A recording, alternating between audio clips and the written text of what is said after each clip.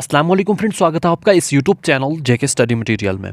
तो जेके Bose 11th class के student जैसा कि उन्होंने मॉडल पेपर देखा तो तब से बहुत ही परेशान हैं एंड उनको बहुत से डाउट हैं कि न्यूमेरिकल पेपर आएगा, किस तरीके से पेपर आएगा, क्योंकि प्रीवियस क्वेश्चंस पेपर तो अलग था, यहाँ पर मॉडल पेपर जो है वो अलग से है।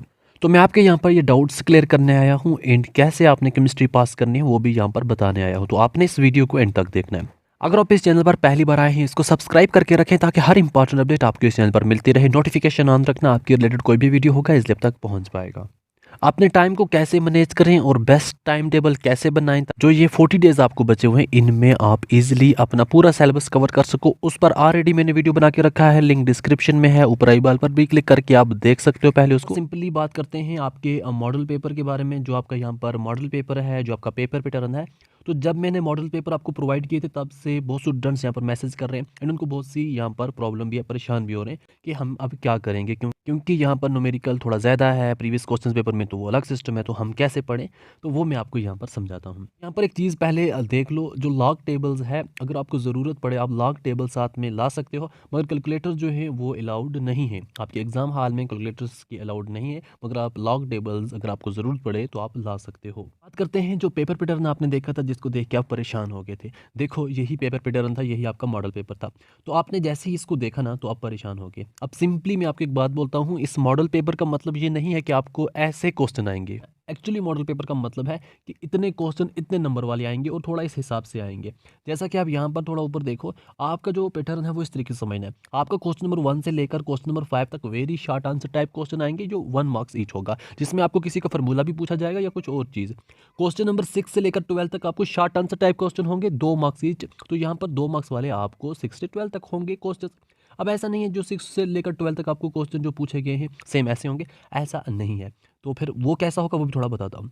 फिर आपको जैसा क्वेश्चन नंबर 13 से लेकर 24 तक जो होंगे वेरी और short answer type question 3 marks each के होंगे। फिर आपको क्वेश्चन नंबर 25 से 27 लॉन्ग आंसर टाइप क्वेश्चन होंगे 5 मार्क्स ईच।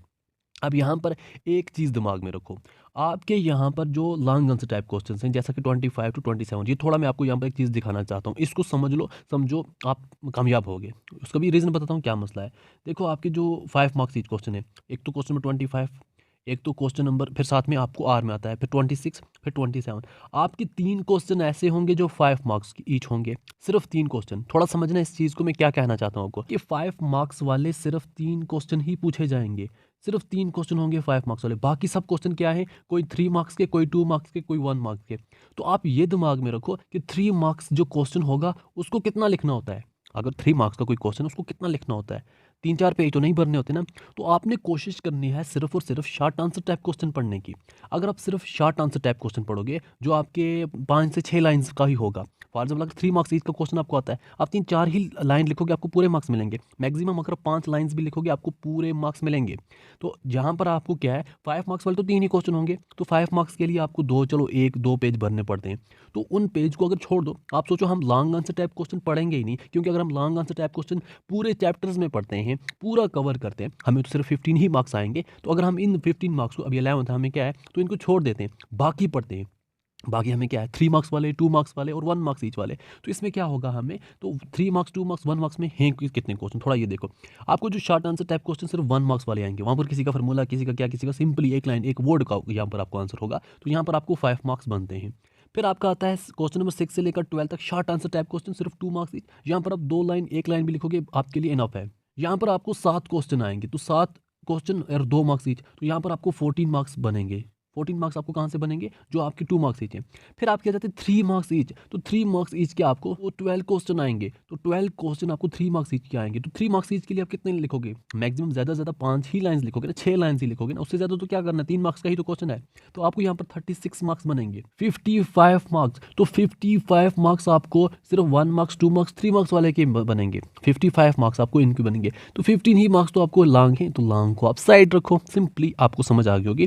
फॉर एग्जाम्पल आपने क्या किया, 10 चैप्टर पढ़े, हर में से आपने लॉन्ग पढ़ना स्टार्ट किया। जब आपने लॉन्ग क्वेश्चन पढ़ना स्टार्ट किया, पूरा दिन लगा दिया उनको पढ़ने में, तो आपको तो मतलब 10 चैप्टर में से आप हर मतलब एक चैप्टर में 3-3, 4-4 क्वेश्चन याद करोगे। अगर आपके ये बन जाएंगे about 40 question, 40 long answer question पढ़ने से आपको आएंगे यहाँ पर 3। अरे क्या फ़ायदा?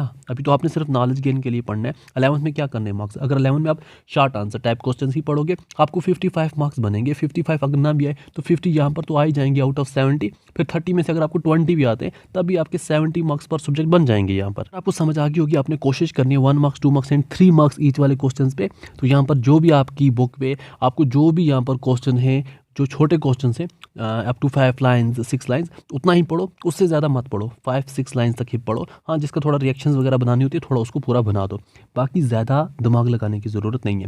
बाकी पेपर का मैंने आपको बोला, देखो जो आपका मॉडल पेपर है इसका मतलब ये होता है कि इतने शॉर्ट, इतने लॉन्ग एंड इतने ये आएंगे, तो इसलिए साथ में क्वेश्चन डाले हुए हैं। तो थोड़ा प्रीवियस पेपर भी देख लो। जैसा कि ये आपका प्रीवियस ईयर क्वेश्चन पेपर है, यहाँ पर देखो क्या न्यूमेरिकल कहाँ है, कितने हैं, थोड़े ही तो है ना।